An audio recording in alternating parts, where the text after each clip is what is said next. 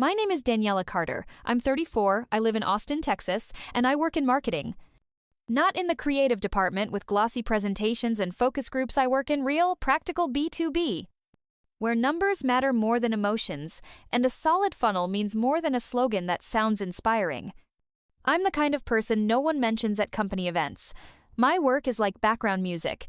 It's there, it sets the mood, but no one stops to think about who's pressing play. I've been at Lanceron Tech for 3 years, mid-sized company, around 200 employees. We develop platforms for logistics businesses, software that helps track shipments, automate documents, issue invoices. Not the flashiest segment, but absolutely essential. When I started, the marketing department had 3 people and 1 chaotic shared Google Drive. Now it's a different story. Over the past 9 months, I've launched a series of targeted B2B campaigns segmented by industry with email sequences, retargeting, and analytics. We use LinkedIn ads, cold outreach, and even one podcast that unexpectedly went viral within our niche. I'm not expecting applause for it. But I remember what it was like before, when our CRM was empty, when leads came from old contacts or someone we used to know. Now, we get hundreds of inquiries, real ones, with specific requests and real budgets. From people who say in their messages, "I saw your article on customs paperwork, it felt like it was written for us." And you know what's funny? Hardly anyone says thank you. The head of sales praises the sales team. The CFO nods at the strong half year. At the all hands, the CEO says, "Everyone contributed, and we're especially pleased with the increase in new clients." Of course, very pleased. Inside, I'm calm. I'm not the kind of person who asks for recognition. But sometimes, sitting with a coffee by the window, I wonder, what if I hadn't launched that 6 email sequence that led to a $900,000 contract? Or pushed for that landing page with a form that brought in 43 leads in 2 days? Maybe someone else would have shared the idea, and also wouldn't have been thanked for it. I'm like an engine, quiet, working, never breaking down, just pulling forward, silently. But even the most reliable engine has to ask, am I heading somewhere I want to go? Or am I just being run until I burn out? This quarter, they promised me a bonus. Casually, at a team check-in, someone said, "If we hold the numbers, you'll get the bonus." I just nodded. I knew we wouldn't just hold them, we'd beat them. But something in this train is going off track. And I already knew. If you've stayed silent too long, your numbers are the only voice you have. Because people may forget who hit the button, but the Excel report remembers everything. If you walked into the Lanceron Tech office on any given Tuesday around 10 a.m., you'd always see the same scene: a large open space, bright walls, a coffee machine with 3 settings, and men in suits without ties. And, of course, Trevor Blaine, the star of the sales department. Tall, perfectly styled, confident smile, and a voice that somehow always sounds like it's coming through a microphone, even when he's just saying, "Good morning." He knows how to enter a meeting room like it's a runway. His charisma is currency, and in our office, that kind of currency always gets a warm welcome. I'd been working closely with him for the last 2 quarters. I built the funnels, wrote the email flows, analyzed customer behavior. He closed the deals. Last month, I created a new client segmentation by industry and proposed a targeted strategy with specific pain points and channels for each segment. I sent the deck to Trevor so he could prep for the leadership meeting. Then came the usual weekly sync. Conference room, all departments present, and there goes Trevor presenting my deck. Only now it didn't have my name on it. He starts, "I've got a new idea. Let's break the audience down by industry and align our entire funnel accordingly. Logistics? Their pain point is invoice automation, so we go there. Manufacturing? Let's simplify compliance. Less broad strokes, more precision." That was it. He spoke with confidence, pauses, and that momentum we for some reason call leadership. Around the room, nods of admiration. The head of marketing nodded along. The CEO smiled. Now that's an approach. That's the kind of thinking we need. I sat by the wall, watched the slides I had built late into the night, now turning on the screen under someone else's name. And you know what I felt? Not anger, not even resentment. I felt invisible. Again. Ignored. Again. Used. Again. I could have stood up and said, "Excuse me, those are my ideas." But I didn't. Because in our office, there's an unspoken rule. If you want to get ahead, be visible to the top. Those who work quietly stay in the shadows. Those who speak loudly, confidently, and at the right time they get the promotions, the bonuses, the credit. And that's not by accident, it's the culture. A few days later, Trevor was praised in the company newsletter. Game-changing ideas for market expansion, big thanks to Trevor Blaine for the initiative. I smiled, not sarcastically, genuinely. Because I had learned something. I understood that if you stay silent, someone will always speak for you. If you don't name your value, someone else will, on their terms. And if you want to be heard sometimes, you have to step out of the shadow. I stayed quiet for now. But I was counting every lead, every request, every dollar that came through my campaigns. And in that moment, I knew my day is coming. It was the last Tuesday of the quarter. A one-on-one with my manager, Josh Miller. He was in a good mood. Too good. Which meant only one thing, something unpleasant was coming. Josh always smiled wider when he was about to say something awkward. We sat in his office. He poured himself cold brew from a bottle and offered me some. I declined. Then, without any build-up, he said, "Daniela, I want to thank you for the great work this quarter. The campaigns worked, the leads came in, I saw some solid growth in the enterprise segment. That's awesome." I nodded. He went on, lowering his voice a bit. "But there's one thing. I know you were expecting a bonus. I wanted to approve it too, but..." He paused. I looked straight at him. Every muscle inside me tensed. "Unfortunately, we won't be able to allocate a bonus for you this quarter. We had to rework the budget. Our focus right now is on business development, sales. You get it, marketing is hard to measure." Those words. Marketing is hard to measure. I'd heard them 100 times. From people who'd never once opened a datasheet. From people who didn't know how many hours it took to build a funnel that works. From people who proudly claimed that intuition matters more than analytics. I didn't answer right away, I just nodded. "I understand," I said. Everything inside me clenched. Not just because of the money, though, that stung too. But because my work, my effort, my impact was once again left off the page. Like I wasn't a person, but a tool. Something like a smart filter in a CRM, useful but faceless. Josh switched to a cheerful tone. "But hey, we've got big plans for Q2. I'm actually thinking maybe you could take the lead on the internal brand project. It'll give you more visibility, exposure." I nodded again. Exposure. The word managers use when they don't want to pay you. I walked out of his office with a calm face, my steps steady. I even smiled at the intern as I passed by. But inside I was boiling. That evening, I stayed late. Saturday down with my laptop and opened a dashboard I'd been quietly building for myself. I wasn't just running campaigns, I was tracking every result. B2B Nurture Series. A 12.4% conversion rate, 86 sequels in a month. Retargeting SaaS segment. $3,400 spent, $186,000 in funnel value. Email sequence for logistics. 5 deals closed. Total contract value $910,000. I'd been saving everything. Screenshots, charts, numbers. This was my weapon. My archive. My way of proving that marketing isn't magic. It's math. And I knew I'd need it, soon, very soon. They overlooked me, undermined me, devalued me. But that's okay. Because I had the one thing that speaks louder than titles, louder than charisma, louder than visibility. I had facts. And I was going to show exactly how much money this company made because of me. I drove home in complete silence. The car slid down Mopac Expressway, past the evening lights of Austin. I turned off the music. Even the voice on the GPS felt irritating. You know that feeling? When the day seemed fine on the surface, but inside, you're empty. Like someone had sucked the air out of you. That was my evening. A heaviness in my chest, a lump in my throat, and a thought I hated. What if they're right? What if I really didn't deserve it? I wasn't like Jake from sales. I didn't stand at the whiteboard with a marker, talking loud, making eye contact like I was seeking validation from the universe. I was quiet. I counted, analyzed, planned. I didn't sell myself, I delivered results. But maybe that's not enough? By the time I got to my apartment, it was around 9.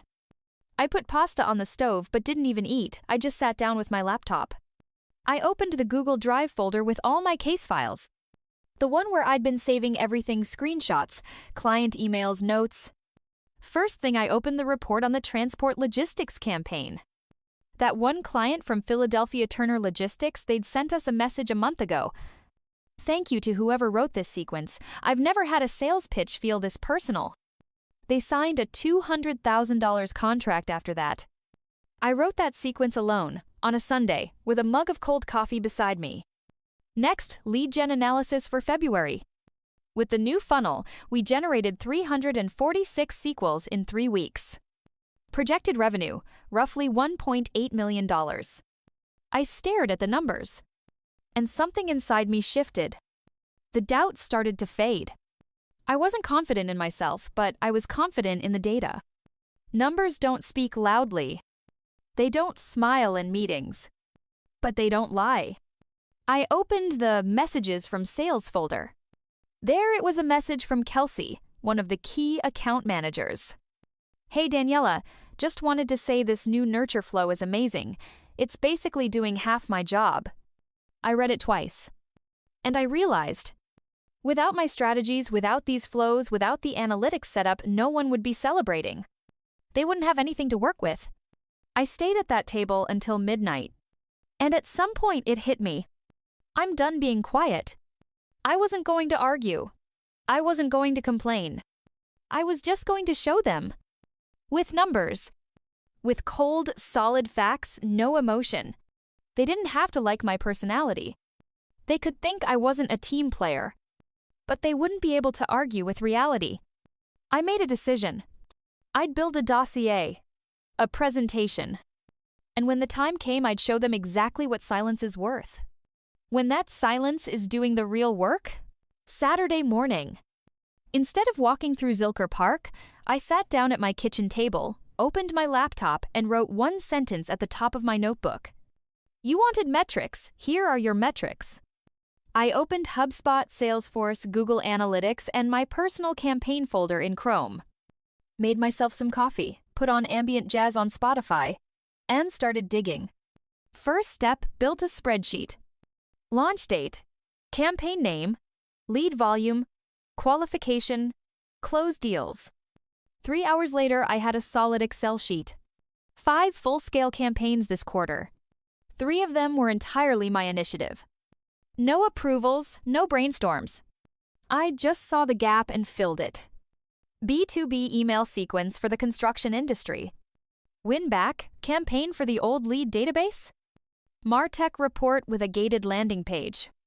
When I matched those campaigns with Salesforce data, I almost dropped my coffee. $2.4 million. That's how much revenue came from the leads I generated. Just this quarter. I paused, looked at the number, and remembered what they told me in that one-on-one. You know, it's hard to measure marketing. Really? Hard? I opened Notion and started building a dashboard. I'm not a designer, but I made it look clean. Campaign, leads, deals, revenue. timeline charts across funnel stages. Screenshots of emails from sales and clients. Table with CPA, CPL, and CAC. Annotations. Like segmentation and copy by DM. Flow logic implemented by me. I wasn't just showing numbers. I was proving that every single one had a mind behind it. A decision, a strategy, a person. By Sunday evening, the dashboard was done. And I knew I wouldn't be broadcasting it to everyone. I wasn't going to beg for attention. I'd just keep it. Until the right moment. And next time someone says, you know, this stuff isn't exactly measurable, I'll hit share screen. Calmly. Quietly. And watch them try to argue not with me. With the data. Because real value? It's not always the loudest voice in the room. Sometimes, it's the one who knows how to read the numbers and turn them into meaning. Monday, 9:58 a.m. In 2 minutes, our team sync would start. Usually, these meetings follow a script. Peter from sales talks loud and cracks jokes. Sarah nods. The boss wraps things up. Marketing? We're just the backdrop, support.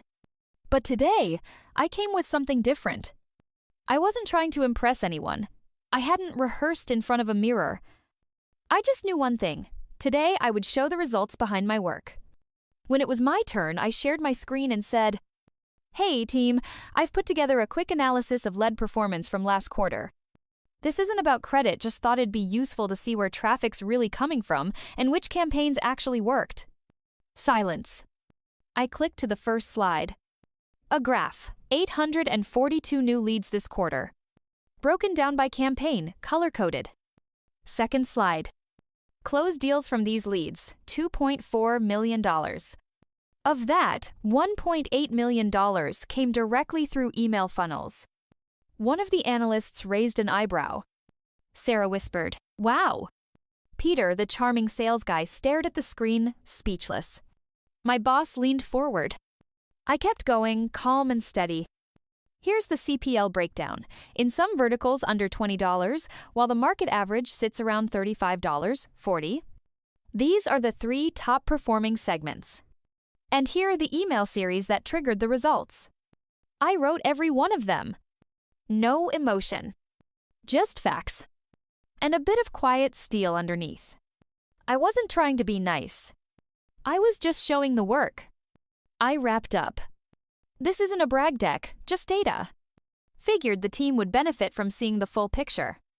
A pause. My boss cleared his throat. "Daniela, thank you. That was really informative. Can you send the deck? And the dashboard too?" I nodded. Stopped screen sharing. Saturday down. In that moment, I didn't need applause. I already knew what I was worth. And I wasn't going to hide it behind someone else's spotlight ever again. A day passed. Just another Tuesday coffee, morning metrics, quick sales sync. No buzz, no excited emails. I wasn't expecting any. But at 3:14 p.m., an email came in. From HR. Subject: Opportunity to discuss additional compensation. Plain, formal, no fluff. I read it 3 times. Then leaned back in my chair. Half an hour later, another email. From my manager. "Daniela, we're in the process of revisiting our bonus framework, and it's clear that something was overlooked in your case. I want to personally apologize for the oversight. You've made a tremendous contribution." Oversight. Interesting word when we're talking about months of invisible work. But I wasn't angry. I wasn't even particularly happy. I was just calm. I remembered driving home a couple of weeks ago, biting my lip out of frustration. Doubting myself? Looking at the spreadsheets, thinking, maybe I really don't matter. Now I knew. Not mattering is just not being seen. And being seen, that means you've proven it. And if you can prove it, you have power. Over your career, over your voice. We scheduled a call with HR for Friday. They offered a bonus. A solid one. Not insulting. But by then, the money wasn't the point anymore. The point was this. I'm no longer the one who quietly gets things done. I get things done, and I know exactly what they're worth. After the meeting, I stepped into the office kitchen. Peter from sales. Yes, that Peter walked over with a smile. "Hey, that was seriously impressive. We had no idea." I nodded. "Now you do." He laughed, trying to play it off. But I didn't care. Something had grown inside me, and it wasn't going to shrink back. I might never be the loudest voice in the room. But now, I'll always be the clearest one. A week after the call with HR, I got a new invite. Informal, from the Senior Director of Business Development. "We'd like you to join the strategic planning sessions for next quarter. You see the bigger picture, and that's exactly what we need right now." I reread the message, almost expecting a catch between the lines. But there wasn't one. That same day, the bonus was officially approved $12,000. Adjusted annual compensation based on additional KPIs, the email said. The numbers were fair, and yes, satisfying. I thanked them. Politely. But inside, it was different. Calmer. There was no triumph. No need for dramatic speeches or cool detachment. Just a quiet nod and a simple, "Thank you, happy to contribute." Because at this point, it wasn't about the money. It was about respect. Trust. About being seen not just as a function, but as a mind worth listening to. At the first strategic session, I sat in the corner of the conference room, laptop open, spreadsheets ready. They were discussing numbers I already knew them inside out. They talked trends I'd already anticipated them 2 months ago in a campaign. And when someone turned to me, "Daniela, what's your take?" I didn't freeze. I didn't fumble. I just said, steady and clear, "I think we can strengthen this segment. If we allocate budget for a targeted email sequence, the ROI will outperform the last initiative. I can show the calculations." A pause. A few seconds. Then, "Show us, right now." Of course. In that moment, I realized I hadn't been waiting for this scene. But I was ready for it. No rush, no doubt. I was just doing my job, but now on a different level. And most importantly, I finally knew my own worth. Not because someone told me, but because I had proven it to myself through facts, results, and resilience. That evening, as I left the office, Austin was finally cooling off from the June heat. I grabbed a coffee from a little shop on 5th Street, sat on a bench, and for the first time in a long while, I smiled. No reason. Just because everything had finally fallen into place. A month passed. The office was gradually waking up from the summer slowdown projects, meetings, interns, new faces. One day, in the open space, a young woman approached me, Lena, a newcomer in marketing. She had recently moved from Portland, just finished a program at the University of Washington. Young, smart, full of energy. You could see she wanted to prove to herself and the world that she belonged here. "Excuse me, can I ask you something?" she said a bit hesitantly. "Of course," I replied. "You've been here a while. Tell me, how do people actually get recognized here? How do you get noticed? How do you get valued?" I looked at her and remembered myself. 2 years ago. Working late nights, writing strategies, coming up with ideas, giving them away, and staying silent. Trying to be nice, flexible, a team player. Until I realized one simple truth. I smiled. Want the honest truth? Very much. It's like everywhere else. First silence, then facts. If you know how to show your contribution, you don't need to shout. She blinked, a little surprised. I continued. Not always those who do the most get promoted, but those who know how to look like they do. But that's a short game. If you're building something serious, speak numbers, set goals, show results, once. She nodded. You're a marketer, right? Yes? Then remember, numbers are your language, louder than any presentation. When you have them, no one argues. We talked a bit more campaigns, HubSpot, how cross-functional teams work here. Then she said, "Thank you. That's probably the most honest thing I've heard since I started." "You'll do great," I said. "Just don't undervalue yourself before you start." After she left, I sat back down at my report. New data from the latest launch was on the screen. Early results again above forecast. But I didn't rush to send the emails. I knew. First silence. Then facts. And that's enough. The day came when I was scheduled to speak at a local digital marketing conference here in Austin. It was a small but important gathering. Specialists from various companies came together to share experiences, discuss trends, and explore new approaches. When I was invited to speak, I immediately knew this was my chance to say what mattered most. Not just about campaigns and numbers, but about what lies behind them, about how important it is to recognize your own value and stand up for it. I stepped onto the stage, feeling my hands tremble slightly, but my voice was steady. When they tell you your work is impossible to measure, that your efforts are something abstract, That marketing's impact is hard to quantify, just show them where the money is, I began. Silence fell over the room. I looked into the faces of the audience, colleagues, managers, even competitors.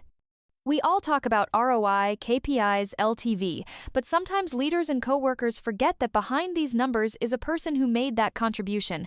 We often stay silent, afraid of seeming too pushy or proud. I paused. But even if you're not appreciated as you'd like, even if bonuses and praise pass you by, it's crucial that you know your own worth, because only then can you keep pride in your work and move forward. I shared how I gathered data, how I proved my impact, and that the path wasn't always easy, but it was worth it. When I finished, I saw respect, understanding, and in some, even inspiration in their eyes. Afterwards, a few attendees came up to thank me and ask questions. It was a sign my story mattered.